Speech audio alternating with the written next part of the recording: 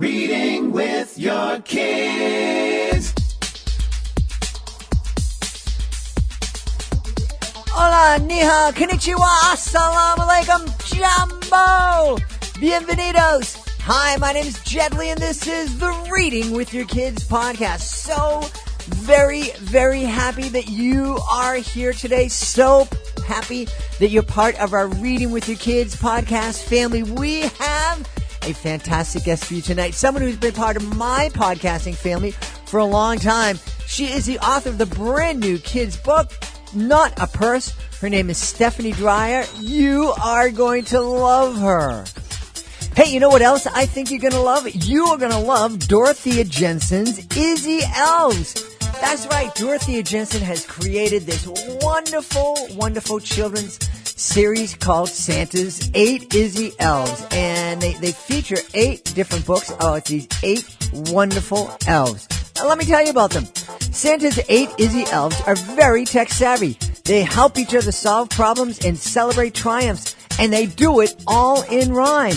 Start a new family read-aloud Christmas tradition with Dorothea Jensen's Tizzy the Christmas Shelf Elf, Blizzy the Worrywart Elf, Dizzy the Stowaway Elf, and Frizzy the SAD Elf. These illustrated, award-winning, modern Christmas stories for children aged 5 and up are available as paperbacks, ebooks, and audiobooks at Amazon or can be ordered from any bookstore. To find out more about this great new holiday tradition, check out Dorothea's website at dorotheajensen.com. The Izzy Elves series, it's a fantastic series, something you absolutely want to add to your family library and something you want to add to your Christmas tradition. Joining us on the line right now from beautiful Los Angeles and California, and I'm going to get to see just like how beautiful it is pretty soon. We're really excited. Our guest today, she is a absolute friend of our podcast. She was a huge part of my We Choose Respect parent cast, and she is back with us to tell us about her brand new book called Not a Purse. Please welcome to the show my friend Stephanie Dreyer. Stephanie, how are you? Hi, Jed. Thanks for having me. So great to be back and to chat with you today. Yeah, I'm really, really excited. Stephanie is passionate about a whole lot of things, but one of the things she's really passionate about is to help kids develop some compassion for animals. And so tell us a little bit about Not a Purse. Well, Not a Purse is all about being kind to animals and showing families and kids in a fun way how animals are used in our clothing and products at home, and encourages them and invites them to explore other alternatives in your home. So we use animal facts, fun facts that kids can relate to, like knowing that rabbits can see better than we can, or that ostriches love to take baths, things that kids do every day that, goats are great pals to have around, just like kids want to have their pals around all the time. And then it shows them, the goal is to show kids how much they are like their animal friends, and to bring awareness about how instead of wearing a goat as a scarf, these are some other options for you, to buy a scarf made of cotton or something else that isn't made with an animal skin or fur. So, again, it's just really meant to be it's serious, but not serious. It's playful in the way that we share the information with the facts and the illustrations. But, it's just meant to get kids thinking and identifying with their animal friends, because we have such an innate connection with animals when we're little. I mean, if you've ever seen the way kids and toddlers are just fascinated with animals, I mean, even through teen years, and somehow we kind of lose that connection as we get a little bit older. We delineate between pets, those kinds of animals and the other types of animals in our kingdom. So this book is really a passion project to get kids to keep that connection and ask the questions, and just bring awareness with families too, to talk about kindness to animals in a fun way that isn't threatening or scary, but just really fun. Yeah. And that's one of the things I love about you in your books. Your first book that also dealt with this issue was Not a Nugget. And, there's a lot of, I've heard these horror stories from parents who say, well, their kids were in school when there just happened to be this animal rights presentation, and they saw these horrific pictures of slaughterhouses and things like that, and I'm like, wow, it's not a very comfortable way to present the issue, and I don't know how many fans you're going to generate by that. I like this. It's you're just kind of touching that part that already exists in kids, that compassion and connection between kids and animals. I think that's so important, that note you just made, Jed, because kids, can be obviously as a delicate topic, but we don't want to scare children. Mm-hmm. We want to just bring them aware of it so that they can make an informed choice and that they're conscious, right? We all want our kids to make conscious choices. There's no right or wrong. But you have all the information. And so I think, what I really try to do is there are books out there for kids about, slaughterhouses and, farms, factory farms and things like that. But I really try to steer away, from that and focus on the relatability of kids with animals. And that's all the research comes into that's where all the research comes into these books to really find cool facts about animals that are similar to kids. Like in my first book, one of my favorite facts is that pigs can play video games with a joystick just like we can. And that's probably a great one. Kids can obviously identify with that one. Mm-hmm. Just trying to find things that are relatable because we're not so different from our animal friends. And, again, it's just making an informed choice, a conscious choice about whatever you're doing. Yeah. And I think that's really important no matter where you kind of land on this, and I don't even think there's much of a debate, but, vegan versus meat eater and using furs and not, but to be conscious of it. To be aware of what's going on. And if you are choosing to eat meat, there's compassionate ways there's a difference between how animals are raised and just to get kids thinking and get families thinking about this whole issue. And I absolutely believe that it will help our kids become just more compassionate overall. More compassion towards other human beings and the planet. Yes, absolutely. I could not agree with you more. That's always been my goal with my lifestyle as a vegan is to make conscious choices and be aware. Like I said, I don't believe there's a right or a wrong way. Mm-hmm. It's just being mindful, which is something I really strive with my 3 kids is just to make mindful choices in all areas of their life, right? Not just to follow blindly and just to really think about, what their options are and to make informed choices because it really does open their world. Mm-hmm. So anyway, couldn't agree more. Yeah, one of the things that I loved having Stephanie on the Parentcast for was she would come in and give us these great vegan recipes. And one of the cool things about Stephanie is that she would be very open and like, hey, if you don't want to eat the little pretend bacon crumbles, I don't remember the name of them, but if you don't want to use that, you can use real bacon. It's up to you, and we did spend a lot of time talking about how in creating these different recipes, we can talk to our kids about the choices that we're making. And I think that's so important. And what a wonderful way to start talking to our kids about choices than to, with a book like Not a Purse and just sitting them down and thinking, well, these are the facts and this is what's going on when you're putting on that jacket that's made out of leather, out of fur. This is where it came from. It didn't come from a shop. It first came from an animal. And so what are we thinking about that? And again, not right or wrong, but starting the conversation. And this, I've said a lot. You want to start talking. You're going to need to start talking to your kids about drugs and alcohol and those other important topics when they're teens. The conversation begins when they're young. Mm-hmm. And if you can have an informed conversation about furs and pocketbooks and things like that, those more difficult conversations are going to be a lot easier and a lot more effective, I think.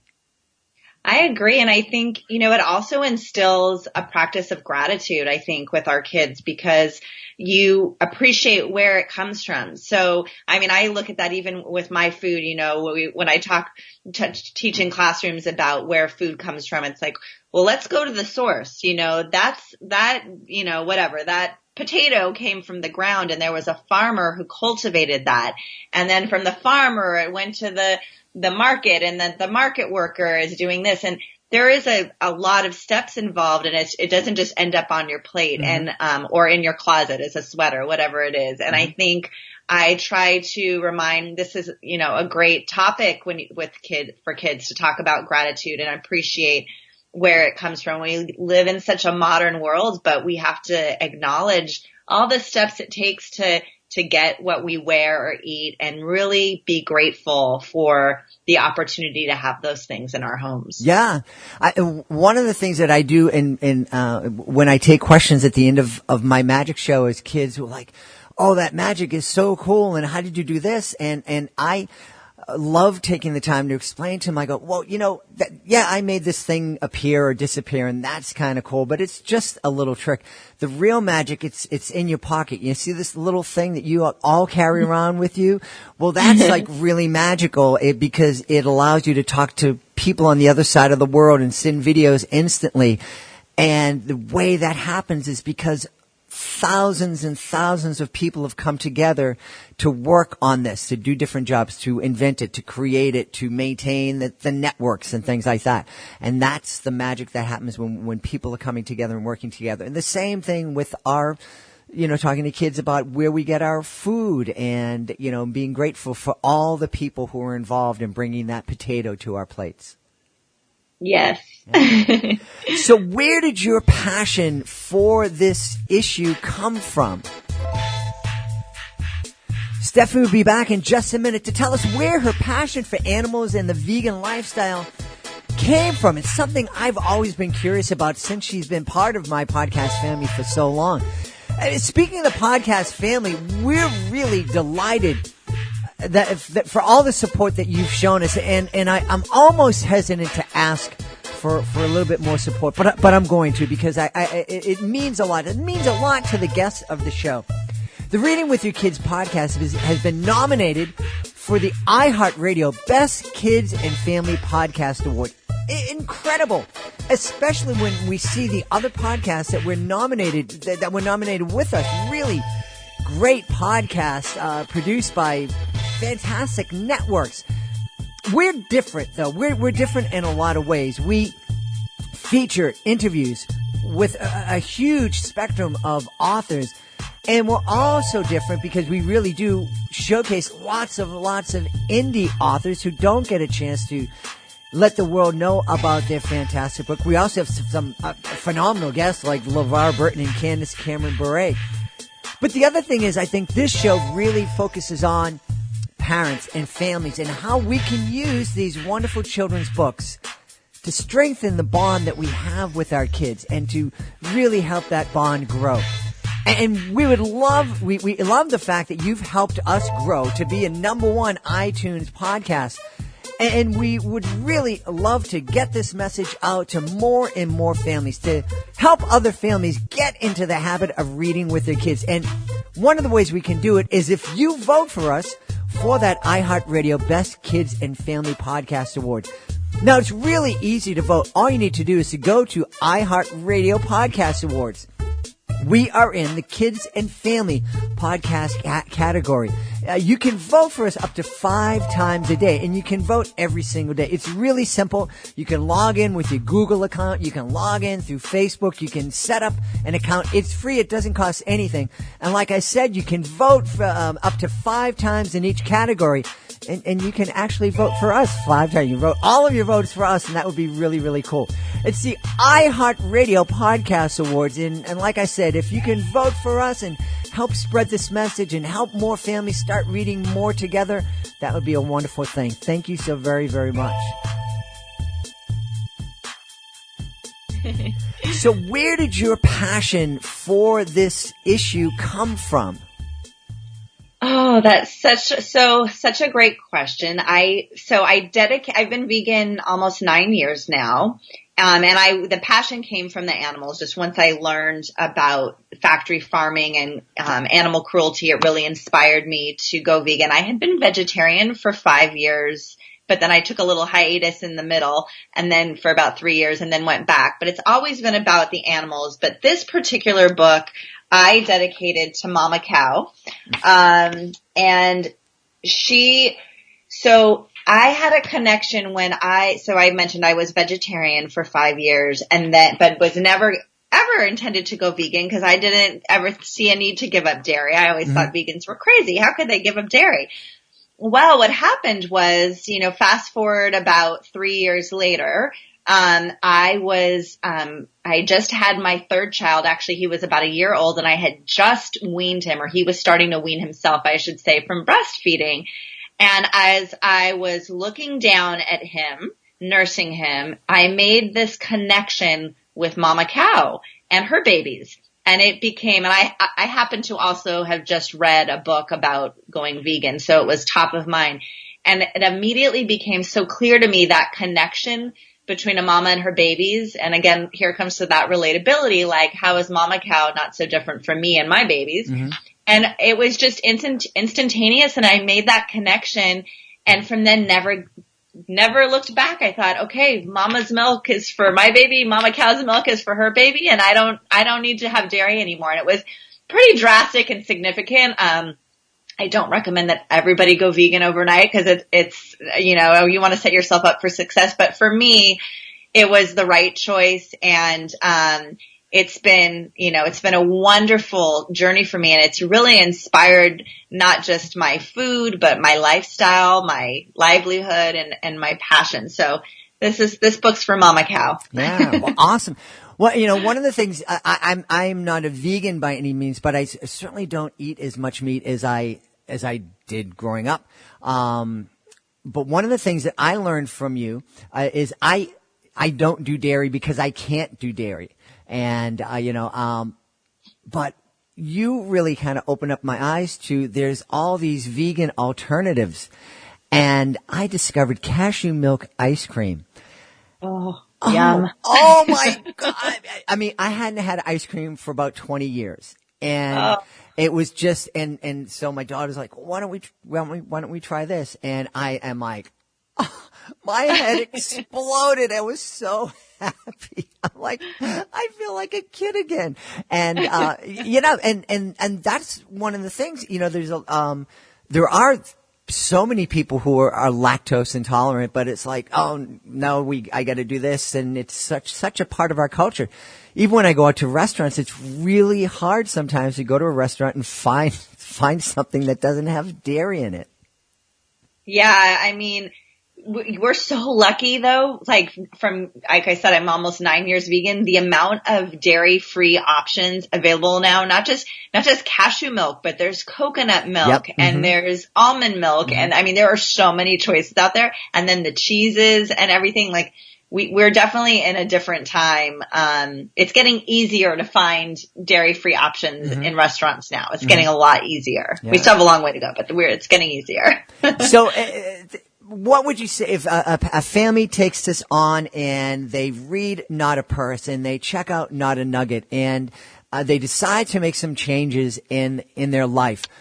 Where would you be? And again, you said, don't try to do this overnight. There's a lot of education that you need to kind of have in order that you're not just cutting things in, but you're also adding things so you're still getting the nutrition and the protein and the vitamins that you need.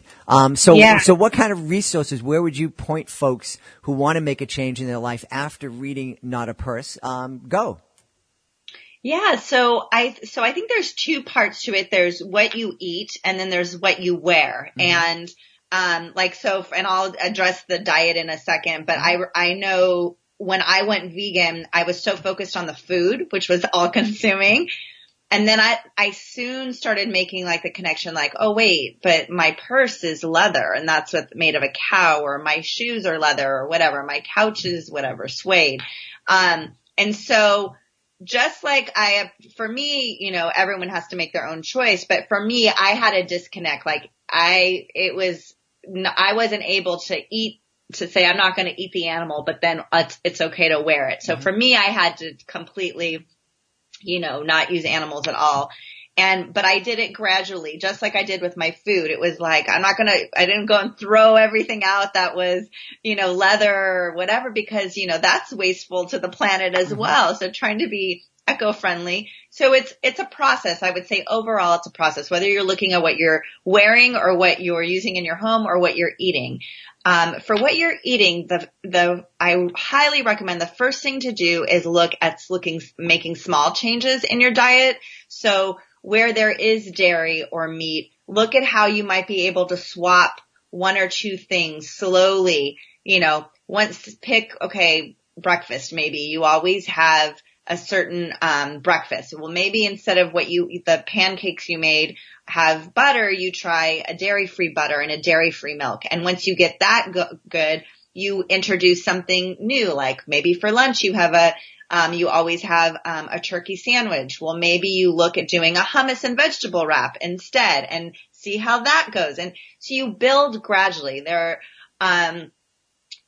There's enough pressure and stress in the world. Like, be kind to yourself. Remember, you're a sentient being too, and be kind to yourself. And any step you take or any change you make is a win for your health and the planet, and also for animals. And there's you asked about resources. There's so many great resources out there. I would, my website has a lot of resources, stephaniedreyer.com. And I have starter kits, vegan plans to start if you are looking to transition. I focus on families, obviously. So my offerings are all about families and meal plans that help families and resources that help families. I should also say my family is not vegan. My daughter is vegetarian. She went vegetarian. It'll be her third Thanksgiving actually this year, going vegetarian. But I guess that I say that just to encourage those. It doesn't have to be all or nothing. I do all the cooking in my house. So at home they eat vegan for the most part, unless they bring something in or my husband decides to cook the meat. But it's not all or nothing. And I think we have to be compassionate to each other too. I definitely at the beginning was like, we all have to be vegan, and that didn't go over so well. And I can understand why not, right? I was all these years not vegan, and to expect my family to just jump on board with me. But I think there's a lot of, cookbooks out there for people who love to cook. There are a lot of great vegan cookbooks and blogs and all that. And I've got all that on my website. You can go to and check that out. I also want to say the one thing that I did that I found really helpful was the Physicians Committee for Responsible Medicine. It's pcrm.org. They have a 21-day, I think it was 21 days, like a vegan jumpstart. And it was a great thing for me to get recipes and meal plans when I was just starting out. Simple. They weren't using these crazy ingredients I've never heard about before. Slowly introduced to me how to use tempeh and tofu and these other, vegan meats that I hadn't heard of before, protein sources. So that's a really great resource that I would recommend for people. And then of course, you have your PETA, the PETA, I can't think of the ethical treatment, people for the ethical treatment of animals. They have great resources on their website as well. So lots of stuff out there. And please, I also want to offer myself, if anyone has a question, I read all my emails. So you can email me at hello@stephaniedreyer.com, and I am happy to recommend anything you need, answer questions. I love introducing people to the lifestyle, or just helping them, try it out if that's what they want to do. Just want to go vegan twice a week or whatever it is. I'm happy to help there as well. Yeah. And I just want to reemphasize something that you mentioned. It's, you mentioned that your family is not vegan and your daughter's vegetarian, but your husband loves to cook meat and bring these different dishes home, but you're all able to still get along and love each other and be respectful of each other. And that is so very, very important. And that's not something our kids are seeing a lot of these days. We're becoming very tribal, and I'm vegan, and if you're not, you're on the other side and you're against me and you're my enemy. And that's nonsense. And so I just love this. And I think that this is a great, not a purse would be a great way just to kind of talk about choices and the fact that if people make different choices, we can respect that. Yeah, I appreciate you saying that. I think respect is such, like you said, it's something that's sorely needed right now. And not just tolerance, but acceptance of everyone's choices and where they're at. And we try not to judge each other, but to accept each other. And like I said earlier, have compassion for where we're at. Everyone's at a different place on their journey. And you got to meet people where they're at and be compassionate about where they're at. And so we have a rule in our house, in which I'm sure a lot of your listeners out there have heard, don't yuck my yum. And so we try to be respectful, of what everyone is eating and honor each other's choices. Mm-hmm. Great. Well, I just love it. I love it. And I love speaking with you. The website is stephaniedreyer.com. Yes. And it's Dreyer like the ice cream. Okay. So, not a washer dryer, but the ice cream dryer. So DREYER. Yes. StephanieDreyer.com. And the name of the book is Not a Purse. Check it out and absolutely take Stephanie up on her offer. Even if you're not interested in vegan lifestyle, if you and your kids love the book, drop her a line, let her know, and watch your kids' eyes light up when you get a response back from Stephanie saying thank you. I mean, kids love to be connected, and especially being connected with the authors of the books that they love. So you have an open invitation to connect with our guests. So Stephanie Dreyer, thank so much for being back on our show today. Thank you, Jed. It's always a pleasure. So grateful to be on the show again. Please be sure to join us for the next edition of the Reading with Your Kids podcast. We are so excited to welcome back Kimberly Ballou. Kimberly Ballou will be back on the podcast. She is a brand new teacher's resource guide. She is the author of When Durante's Father Went to Prison, the very first Reading with Your Kids certified great read. And it's such a powerful book, and it's such a great message. And it really is impacting a lot of kids' lives in a really positive way.